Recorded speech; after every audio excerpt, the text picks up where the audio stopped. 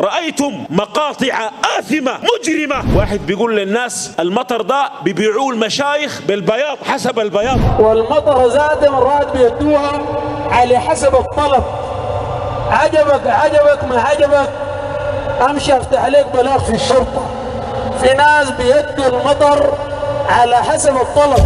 وهل أهلكنا إلا الشرك والبدعة والضلالة؟ أما أنا لهذه الأدمغة الفارغة من الإيمان والحلاقيم التي تجأر بالكفر البواح، أما أنا لها أن تنيب إلى الله؟ البياض كان كثير السنة دي ولا شنو؟ كم دفع لهذا الفيضان؟ كذب وعدم حياء من الله. وإن كان ربنا يعلم أنهم لا يهتدون فنسأله أن يريح منهم البلاد والعباد. قطاع طريق لا إله إلا الله مدحة مشهورة في الإذاعة السودانية للأسف. يا رسول الله، يا كاشف الكروب، يا غافر الذنوب. يصفون النبي بأنه غافر الذنوب وكاشف الكروب، والله يقول بسم الله الرحمن الرحيم حاميم تنزيل الكتاب من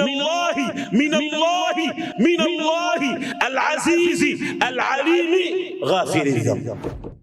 إذا كنت من المتابعين الجدد اشترك الآن في القناة ليصلك الجديد بالضغط على الزر الأحمر أسفل القناة مع تفعيل الجرس، ولا تنسوا دعم المقطع بلايك.